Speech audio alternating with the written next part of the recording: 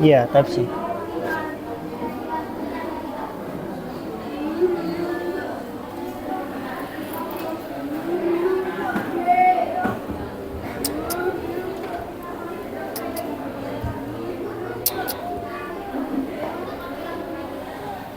Assalamualaikum warahmatullahi wabarakatuh.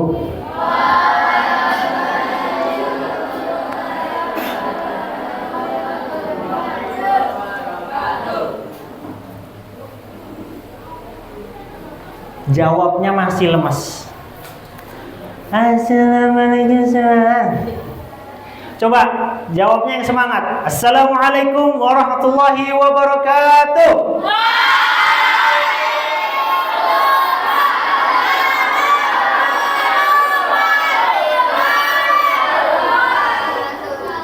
Alhamdulillahirabbil alamin. Wassalatu wassalamu ala asyrafil anbiya'i wal mursalin ala nabiyyina Muhammadin wa ala alihi wa sahbihi ajma'in, amma ba'd.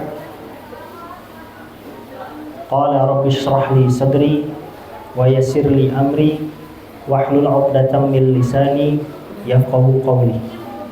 Rabbi zidna ilman warzuqna fahman, amin ya rabbal alamin. Saya di sini izin berdiri nggih. Soalnya kasihan yang belakang nggak kelihatan. Ya, yang belakang nggak kelihatan, ngelihatnya gini-gini. Yang belakang kedengeran nggak? Kurang. Kalau kayak gini kedengeran nggak? Udah? Cukup ya? Yang penting tuh teman-teman di sini, adik-adik di sini menyimak. Karena karena saya pengennya di sini kita sama-sama belajar. Ya. Memang jam segini itu jam-jamnya rawan. Rawan apa? Rawan ngantuk, rawan capek, rawan godaan. Oh, rawan semuanya lah gitu. Tapi di sini ya, kita hadir di sini coba luruskan niat kita lagi. Ikut pesantren Ramadan ngapain? Belajar, bukan ketemu doi. Bukan ya? Siapa yang di sini niatnya salah, dihapuskan. Fokus menuntut ilmu. Jadi kalau misalnya sudah niat menuntut ilmu, hatinya dibersihkan, hatinya diluruskan, telinganya disiapkan, matanya difokuskan dengan materi yang ingin kita dengarkan. Oke. Di sini ada kelas berapa aja? Yang kelas 5 angkat tangan. Yang kelas 6 angkat tangan. Terus ada kelas berapa lagi? Oh, kelas 8, kelas 9, kelas 7 ada? Oh, kelas 7 nggak ada. Berarti kelas 8 sama kelas 9. Oke.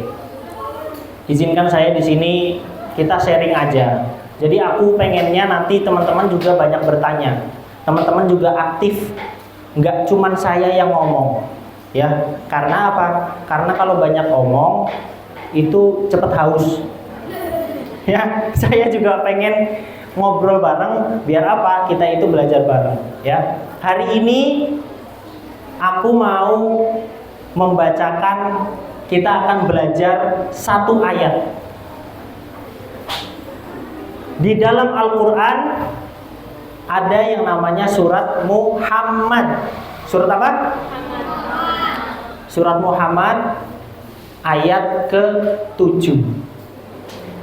Sekarang siapa yang tahu surat Muhammad surat keberapa? Oh, ayat ke-7 surat Muhammad itu surat keberapa?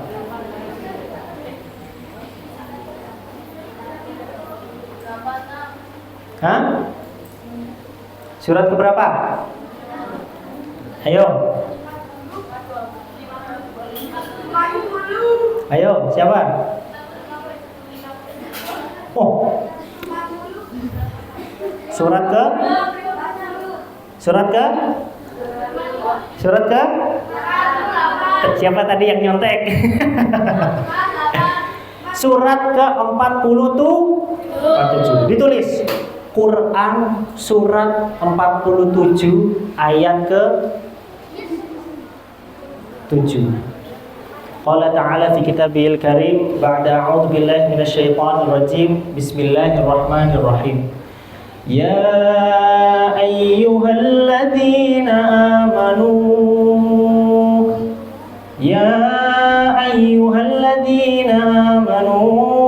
in tansurullaha yansurukum wa yuthabbit aqdamakum. Ada yang mau bantu saya bacain artinya? Angkat tangan. Angkat tangan. Ayo, yang laki-laki. Angkat tangan. Gak apa-apa, baca aja gak apa-apa. 1, 2. Mana ini mental laki-lakinya ini? Ah, yuk maju, silakan. Kasih tepuk tangan semuanya.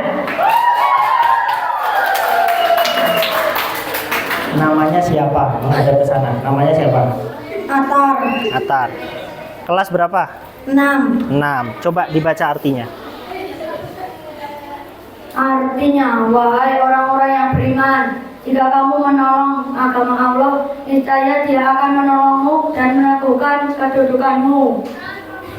Takbir. Takbir.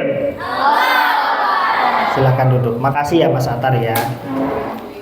Jadi sekarang kita kalau misalnya ada yang hebat, jangan tepuk tangan. Tapi apa? Takbir. Takbir. Di ayat ini kita bisa belajar bahwasannya apa?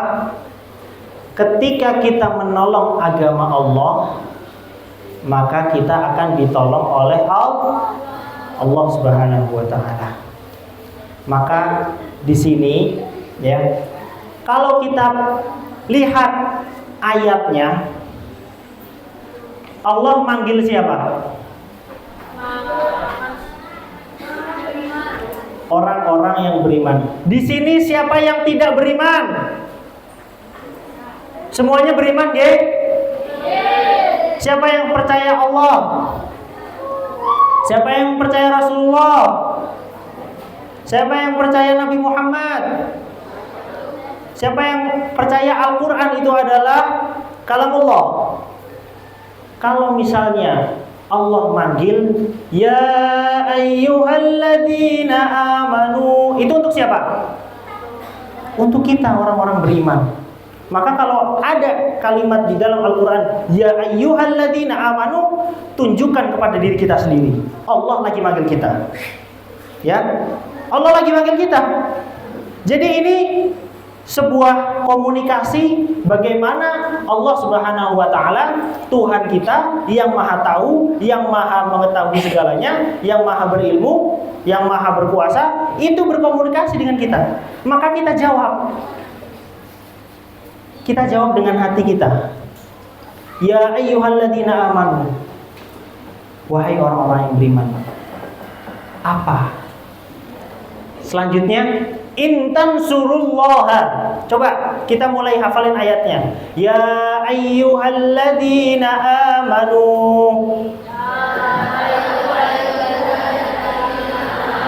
Masih belum kompak. Ya ayyuhalladzina amanu. Ya ayyuhalladzina amanu. Intan surullah. Yang surukum wa yuthabbit aqdamakum.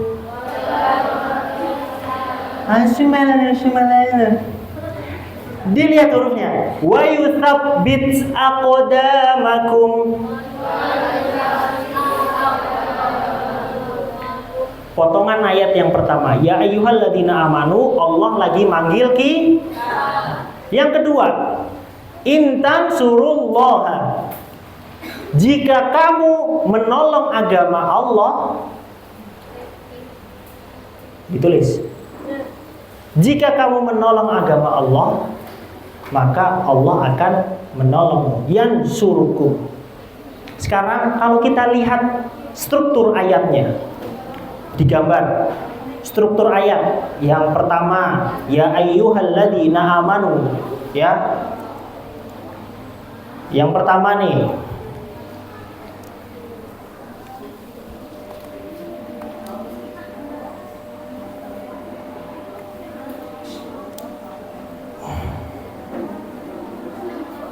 yang pertama, ya ayyuhalladzina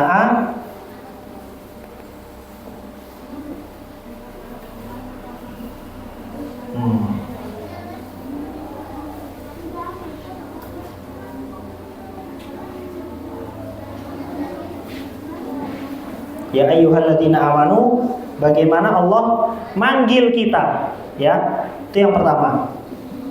Yang kedua, yan intan surullaha. Allah itu menyuruh kita untuk menolong agama Allah. Baru struktur yang ketiga, yan suruh. Jadi ketika kita melihat sebuah ayat, jangan cuma dibaca artinya saja, tapi dilihat struktur ayatnya. Bahwasannya ketika kita mempelajari ayat ini, ketika kita belum menolong agama Allah, maka Allah tidak akan menolong kita. Jadi kita harus menolong agama Allah dulu, baru Allah akan menolong. Jangan harap kita ingin dibantu belajarnya, kita ingin dimudahkan menerima ilmunya, kita ingin dikuatkan belajarnya. Kalau misalnya kita belum intan, apa tadi ayatnya?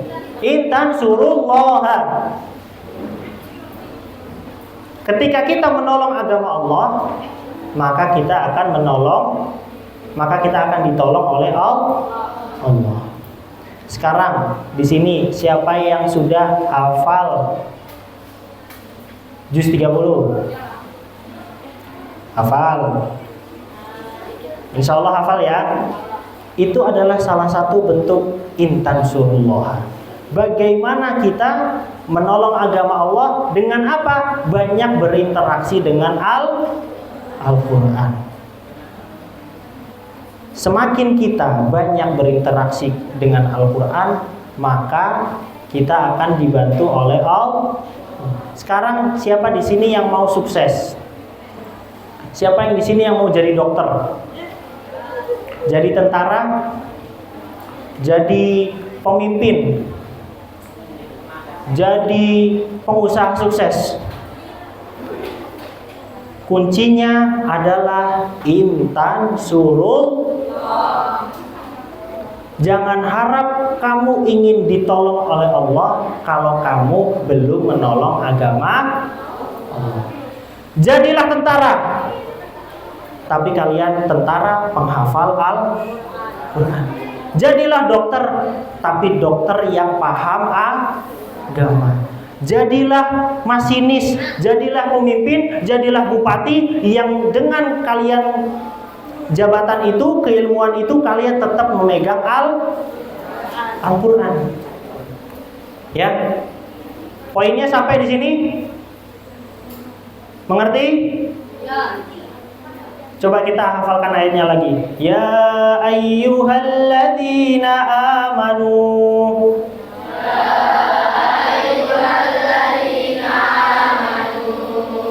In tansurullah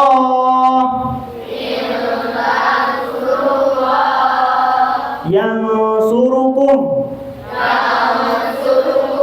wa yuthabbit aqdamakum. Bukan hanya Allah menolong kalian. Di potongan ayat yang terakhir apa? Wa yuthabbit aqdamakum. Allah akan menolong kalian dan juga akan mendudukkan kedudukan yang kuat. Nah, kalau kita mempelajari Al-Quran dengan benar-benar ya, dengan struktur ayatnya, struktur katanya, kata yuthabbit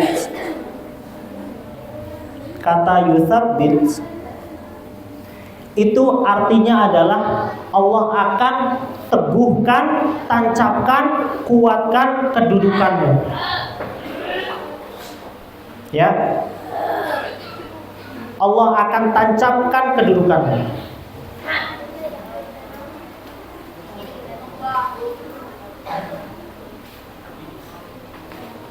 Ketika kita menolong agama Allah, kita akan ditolong oleh Allah Subhanahu wa taala. Salah satunya bagaimana kita menolong agama Allah, bagaimana kita melaksanakan adab menuntut ilmu.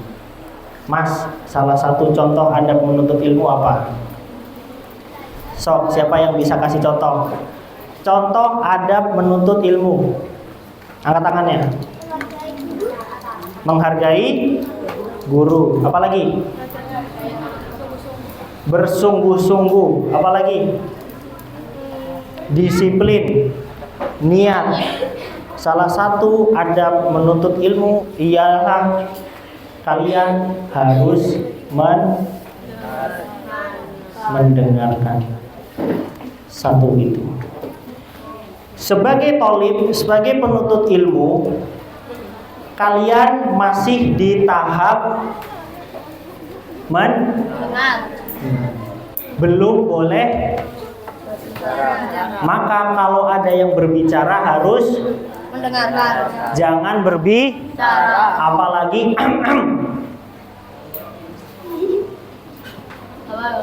ya. Salah satu adab menuntut ilmu, satu mendengar. Gampang. Cuma dengerin toh, gampang. Tapi prakteknya yang susah. Sekarang siapa yang bisa baca ayatnya full tanpa melihat? Siapa? Belum ada yang bisa?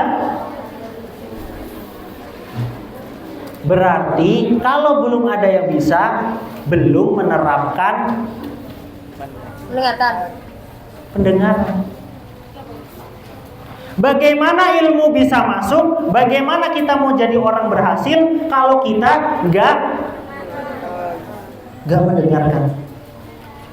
Guru nih ngomong,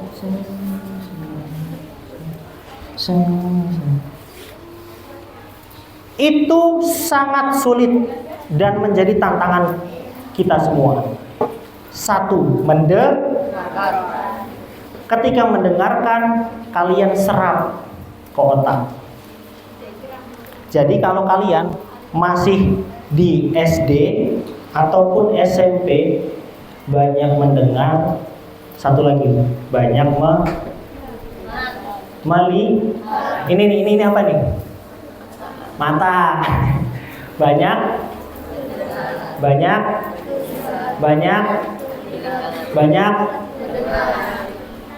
konsentrasi ya. Kita sebagai penuntut ilmu harus menggunakan ini sama ini dulu. Sisanya nanti. Ya. Jangan pakai ini dulu. Apalagi pakai tangan. Pakai penglihatan kalian, pakai pendengaran kalian dengan sungguh-sungguh. Karena itu menjadi kunci utama penuntut ilmu yang baik. Kalau kalian tidak mau mendengarkan, kalau kalian tidak mau melihat, maka nggak usah jadi penuntut ilmu. Jadilah kalian adik-adik kita yang masih kurang beruntung. Sekarang aku mau sedikit cerita. Barusan aku ngobrol sama Bu Erlin.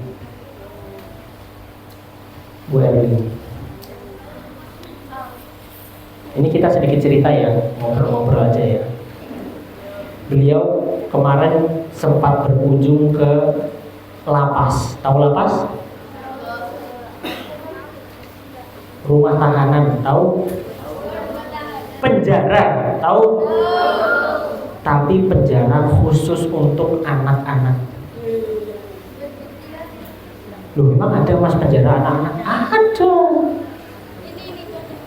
Penjara khusus untuk anak-anak. Baru berjalan masuk dari pintunya, baru di lantai 1 ketemu dengan 2 anak. Ngobrol, kamu kenapa bisa di sini? Dijawab, saya pacaran. Terus kebelasan.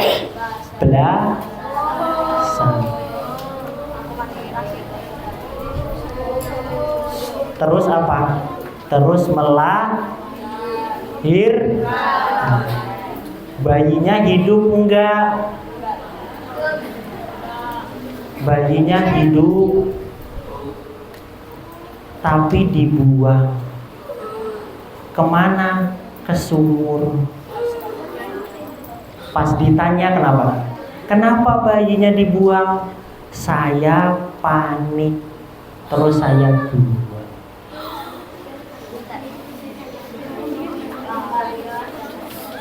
Kenapa dia bisa melakukan seperti itu?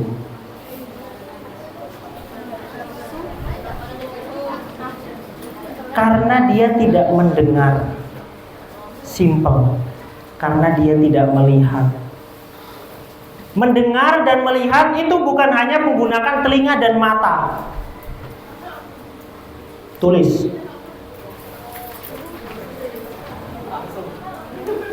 Mendengar dan melihat itu bukan hanya dengan, tapi juga dengan hati. Bagaimana kita bisa melihat? Bagaimana kita bisa mendengar dengan hati?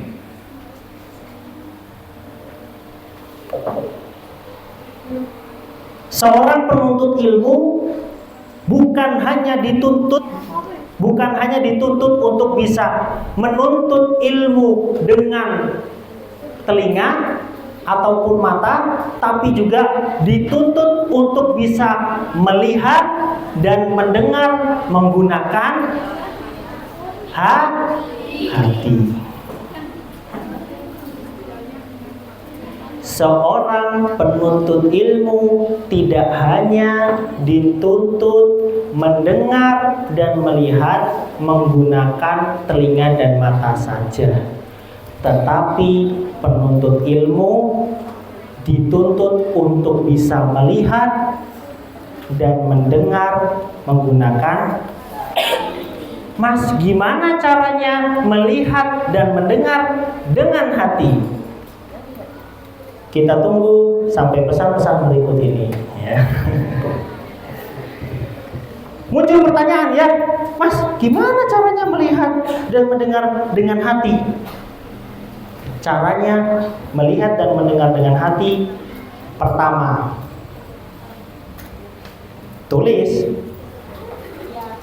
bagaimana kita membersihkan hati. Caranya mendengar dan melihat dengan hati, kita harus bersih hatinya. Hatinya harus bersih. Bagaimana cara membersihkan hati?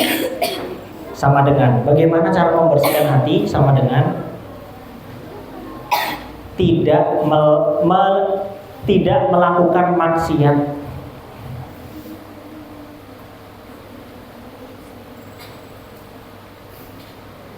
Dan melakukan perintah Allah.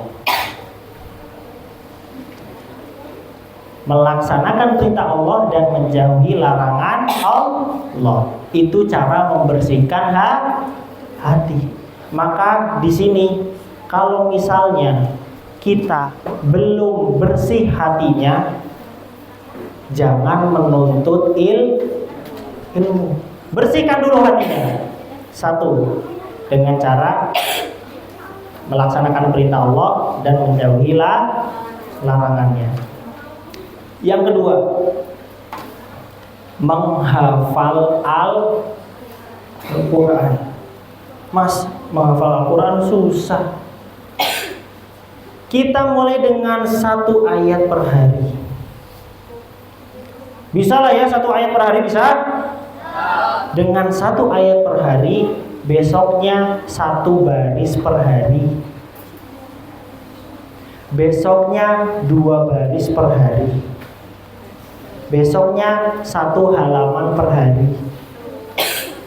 Besoknya 1 juz per hari. Dan seterusnya. Jadi kembali lagi, cara membersihkan hati, menjauhi larangan Allah. 2, menghafal Al-Quran. Dan 2 itu, bagaimana hati kita bisa menerima ilmu-ilmu yang tidak bisa didengar dan juga tidak bisa dilihat oleh kasat mata. Itu pakai hati.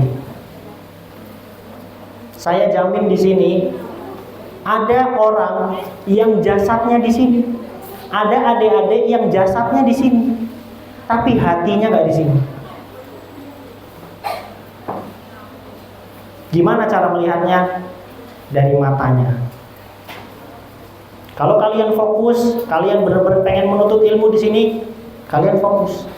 Tatapannya bener-bener, ini pemateri apa? Tulis.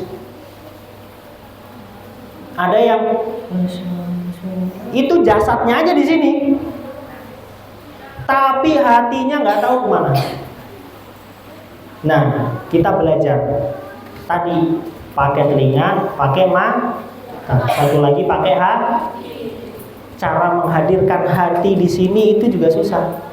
Maka teman-teman kalau lagi pesantren Ramadan, hadirkan hatinya di sini. Jangan cuma jasadnya aja, tapi hati dan ruh dan pikiran semuanya di sini. Fokus mengikuti kegiatan. Ya.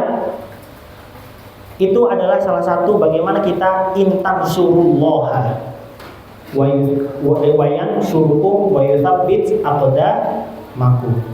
Jadi aku minta tolong pesan buat teman-teman adik-adik di sini. Yuk jadi penuntut ilmu yang baik. Bagaimana kita menggunakan telinga kita, menggunakan mata kita, satu lagi menggunakan hati kita. Bersihkan hati kita dengan apa? Jangan maksiat. Contoh, ibunya minta tolong buat ngangkat jemuran. Engkau baik. Maksiat nggak itu?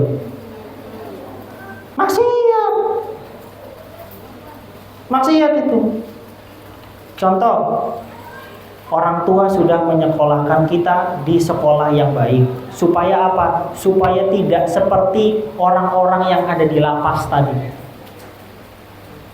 Kalian itu adalah orang-orang pilihan yang ditunjuk oleh Allah Subhanahu wa taala untuk bisa menuntut ilmu di sini. Jangan kecewakan orang tua kalian dengan apa? Dengan bercanda ketika belajar, dengan tidur ketika belajar. Coba bayangkan, orang tua kalian pergi ke sawah, bercucuran keringat, bahkan ada yang sampai berdarah-darah. Untuk apa? Mencari nafkah. Supaya apa? Supaya anak saya nggak seperti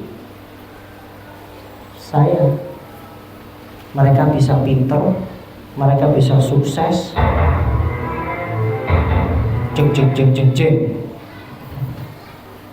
Mereka bisa sukses supaya tidak seperti saya. Tapi apa yang kalian lakukan? Apa yang kita lakukan? Ketika di sekolah kita tidak mendengarkan guru. Ketika di sekolah kita nggak fokus. Saya mau tanya, sedih nggak jadi orang tuanya?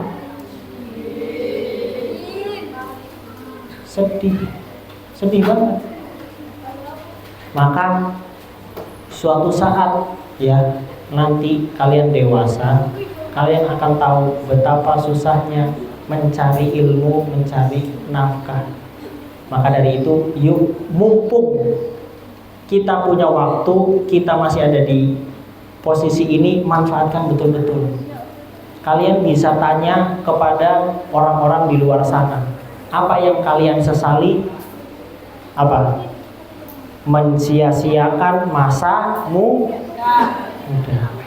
Ada satu hal yang tidak bisa dibeli oleh uang. Waktu. Kalian punya waktu itu, maka manfaatkanlah. Jangan sampai menyesal. Jadilah kalian orang-orang yang berada, dokter, tentara, polisi, bupati, presiden, pengusaha sukses. Tetapi ingat satu. Apa? Intan suruh. Kalau kalian sudah jadi dokter, intan surullah. Kalau kalian sudah jadi tentara, intan surullah. Kalau kalian jadi pengusaha sukses, intan suruh. Kembali ke situ. Supaya gimana caranya bisa jadi dokter, pengusaha sukses, tentara, orang-orang itu belajar. Gimana cara belajar yang baik? Gunakan.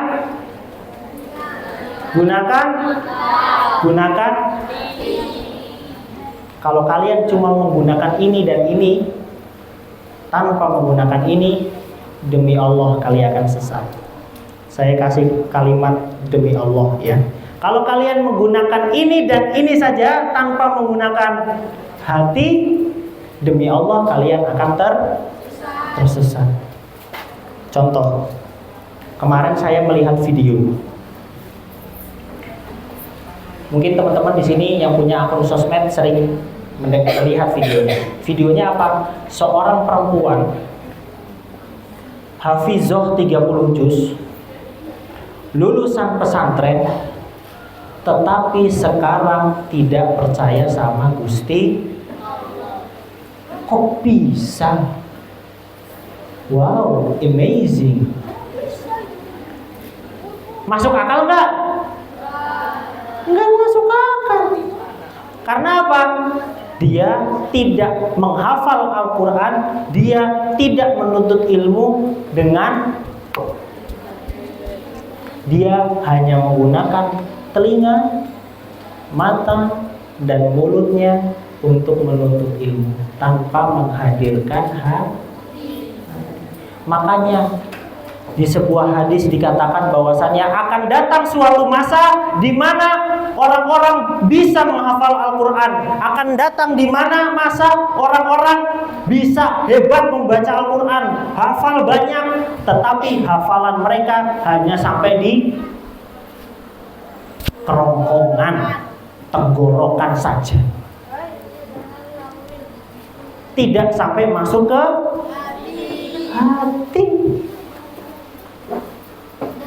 Sudah ada contohnya tadi. Sekarang dia sering diundang podcast di mana-mana. Katanya apa? Menghafal Al-Quran itu tidak relevan di zaman sekarang. Karena sudah ada Al-Quran digital. Searching Al-Quran surat 1 ayat ke-7. Selesai. Ngapain dihafal? Oh, bener juga mas, ngapain kita ngafal Quran? Kan sekarang ada digital, apa-apa gampang. Sekarang saya mau tanya, seandainya seluruh Al-Quran di muka bumi, seluruh Al-Quran digital itu dihanguskan, apakah kaum muslimin bisa menghadirkan Al-Quran dalam waktu 1 malam? Demi Allah bisa. Karena apa? Al-Quran itu bukan yang di buku. Pinjam ya deh ya. Al-Quran itu bukan yang ada di mushaf. Al-Quran itu yang diucap. Zaman Rasulullah ada mushaf nggak? Ada lembaran-lembaran Al-Quran nggak? Ada mas. tapi dari pelepah buah, dari tulang-tulang belulang, ditulis di tembok-tembok. Kalau sekarang udah ada bukunya, Mas. Oh iya. Tapi dulu bagaimana Al-Quran, bagaimana Rasulullah Shallallahu Alaihi Wasallam mengajarkan Al-Quran kepada para sahabat dengan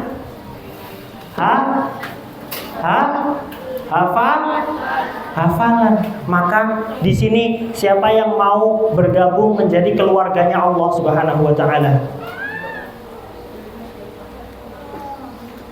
Angkat tangannya. Kalau ingin kalian bergabung menjadi keluarganya Allah Subhanahu Wa Taala, maka kalian harus menghafal Al-Quran. Ulaika ahlullahi wassafwatul mala. Artinya apa? Merekalah keluarga-keluarga Allah di muka bumi yang mereka membela agama Allah. Siapa?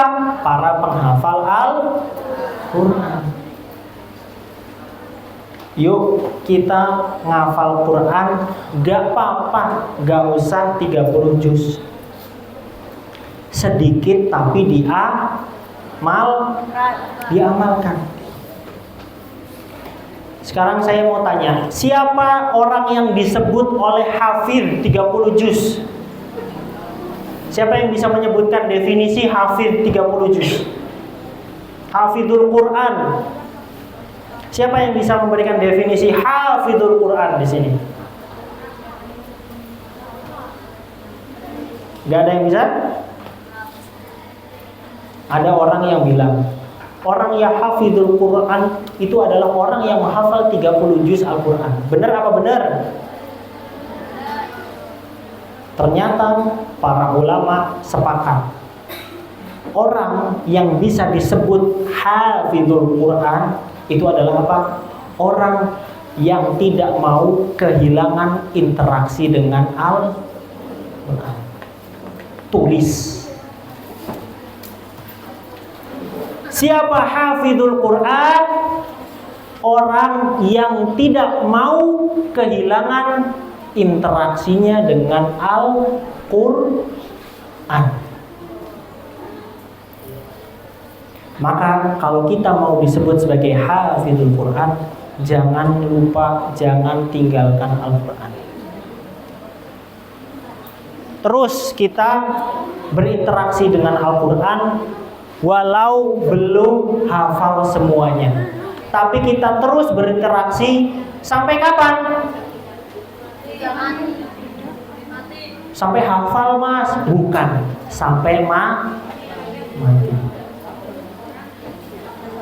Jadi bagaimana kita menerapkan intan surullah?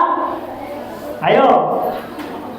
1. Menjadi penuntut ilmu. 2. Menjadi penghafal Al-Quran. Yang terakhir, bagaimana kita bisa melaksanakan intan surullah setelah kita sudah menjadi penuntut ilmu, ketika kita sudah menjadi penghafal Al-Quran atau hafidhul Quran? Maka yang ketiga, tulis. Menjadi pendakwah Al-Quran, menjadi pengajar Al-Quran. Mas, kan saya pengennya jadi dokter. Kenapa jadi pengajar Al-Quran? Kalian tetap jadi dokter, tapi mengajarkan Al-Quran. Tetap intan surullah. Tetap kalian jadi tentara, tapi kalian penghafal Al-Quran. Dan dari tentara-tentara, kalian mengajarkan Al-Quran.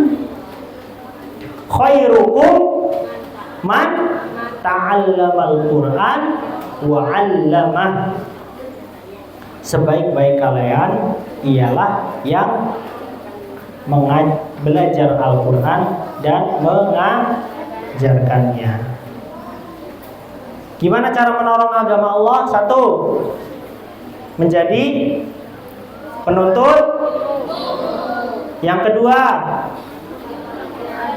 menjadi hafizul Quran. Nggak perlu hafal 30 juz, tapi bagaimana kita terus berinteraksi dengan Al-Quran. Mau baca boleh, mau menghafal boleh, mau mendengarkan podcastnya Al-Quran boleh, mau mendengarkan tilawahnya boleh. Pokoknya bagaimana kita terus berinteraksi dengan Al-Quran. Menjadi penghafizul Quran. Yang ketiga, mengajarkan Al-Quran. Sekian dari saya. Assalamualaikum warahmatullahi wabarakatuh.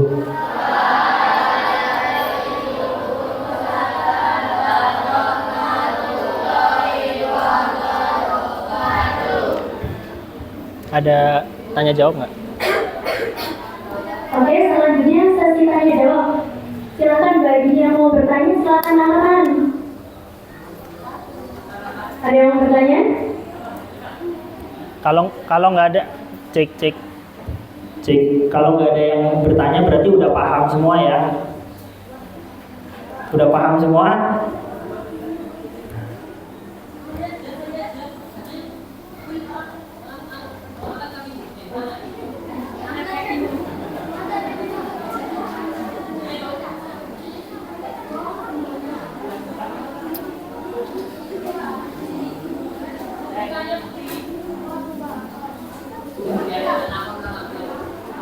Gimana, ada yang mau bertanya?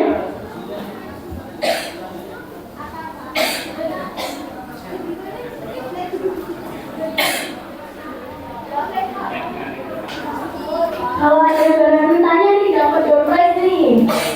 Dapat door prize. Ada yang mau tanya nggak? Dihitung aja, 3 dihitung. 3. Oke. Saya itu ya.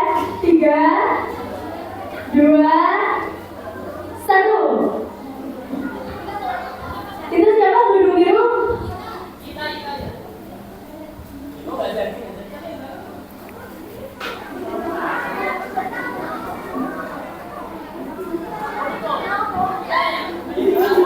Oke. Dari sini maju nggak? Oke.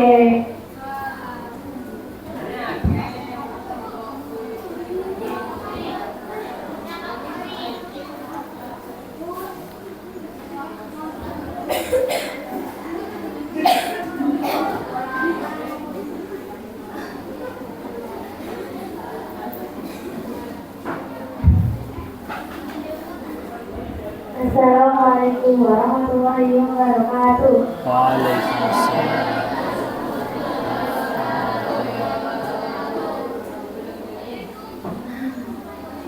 Perkenalkan, saya Siti, kelas 6 di Muhammadiyah Purwodadi. Salah satu bentuk cara Allah melindungi kita secara tidak langsung itu gimana kira-kira? Perlindungan. Melindungi kita. Ya. Terima kasih. Wassalamualaikum warahmatullahi wabarakatuh. Oke.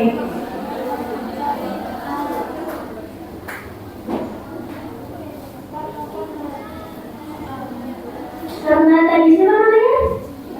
Putri. Oh, karena Putri bisa menjawab jadi dapat door prize ya. Dan silakan kepada Ustaz Alwi untuk memberikan door prize. Iya. Oh, Maju. Putri maju, Putri. ayo.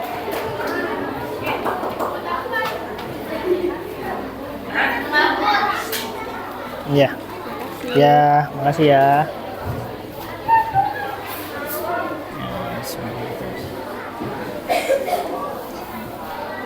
Ada pertanyaan, bagaimana kita tahu bahwasannya kita dalam naungan atau perlindungan dari Allah Subhanahu wa Ta'ala? Simple. Bagaimana mendapatkan perlindungan dan naungan Allah? Jadi keluarganya Allah. Gimana cara jadi keluarganya Allah? Jadi penghafal Al-Quran. Simple. Kalau kalian mau mendapatkan naungan, kalau kalian mau mendapatkan hidayah, kalau kalian mau menjadi penolong-penolong agama Allah, jadi penghafal Al-Quran. Mungkin sekarang kalian belum mengerti maksudnya. Penghafal Al-Quran mulu mas, ya karena kalian masih menghafal menggunakan mulut, mata, dan lupa menghafal Al-Quran dengan hati. Ketika kalian menghafal Al-Quran dengan hati, kuncinya ini, konsentrasi.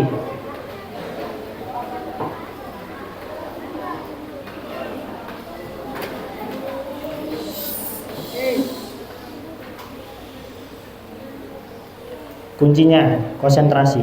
Saya tidak akan berbicara kalau kalian berbicara. Kalau kalian masih menghafal Al-Quran dengan mulut, mata, dan telinga kalian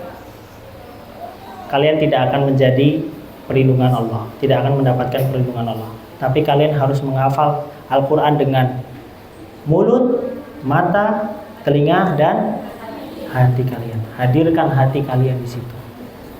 Kenapa? Ketika kita membaca ihdinas siratal mustaqim, tunjukkanlah kami jalan yang lurus. Kenapa Allah di sini menggunakan kata sirat? Ini mas-mas yang di belakang, bapak yang di belakang belajar bahasa Arab kan ya? Kata jalan itu ada banyak di bahasa Arab. Pertama, ada torik, ada sabil, ya, ada sirot. Kenapa Allah menggunakan kata sirot di surat Al-Fatihah? Kenapa? Ternyata sirot dalam arti bahasa Arab itu sendiri adalah satu-satunya jalan yang ditunjukkan oleh Allah Subhanahu wa ta'ala. Torik itu artinya jamak atau bisa banyak jalan. Begitu juga dengan sabil. Mungkin banyak sabil, banyak jalan. Tetapi kalau sirot artinya adalah satu-satunya jalan yang ditunjukkan oleh Allah Subhanahu wa ta'ala. Maka ketika kita menghafal Al-Quran, membaca Al-Quran, coba tadaburi ayatnya, baca kembali artinya, hadirkan hati kita untuk bisa memahami Al-Quran. Bukan hanya membaca, melihat, dan mendengar Al-Quran, tapi menggunakan hati, ya, supaya kita termasuk kepada keluarga Allah. Dan ketika kita masuk daripada keluarga Allah, kita mendapatkan naungan dan hidayah dari Allah Subhanahu wa ta'ala. Monggo. Ada lagi pertanyaan? Satu lagi. Monggo. Pertanyaannya apa, Mas? Sini maju. Takbir. Takbir.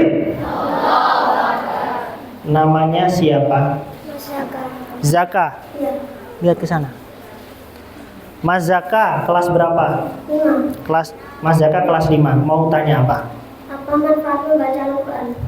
Apa manfaat membaca Al-Quran? Takbir untuk Mas Zaka. Allahu Akbar. Mana dopresnya? Monggo. Silakan duduk lagi Mas Zaka. Apa manfaat membaca Al-Quran? Langsung saja saya kasih artinya ya.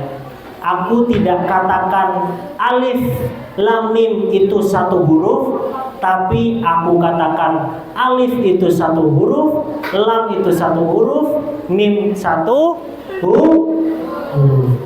Dan ketika kita membaca Al-Quran, membaca satu huruf sama dengan 10 kebaikan. Maka kalau kita membaca Al-Quran, satu huruf aja satu kebaikan. Gimana kalau satu ayat? Gimana kalau satu baris? Gimana kalau satu halaman? Gimana kalau satu juz? Gimana kalau satu Al-Quran? Mendapatkan 10 kebaikan itu bisa dibalas di dunia maupun ditabung di akhirat. Begitu, ya. Ditulis manfaat membaca Al-Qur'an. Satu hurufnya itu sama dengan 10 kebaikan. Terus pertanyaan yang sebelumnya, bagaimana cara mendapatkan hidayah dan naungan Allah Subhanahu wa taala? Salah satunya jangan lupa berinteraksi dengan Al-Qur'an, menjadi hafizul Qur'an. Ternyata setelah diselidiki bagaimana kita membaca Al-Qur'an, bagaimana itu juga Allah Subhanahu wa taala berinteraksi dengan hamba-Nya. Jadi kalau kita mau ngobrol sama Allah Subhanahu wa taala, gimana caranya? Baca Al-Qur'an. Manfaat baca Al-Qur'an, bisa ngobrol sama Gusti Allah. Sudah ya? Ada pertanyaan lagi? Cukup ya? Sekian, assalamualaikum warahmatullahi wabarakatuh.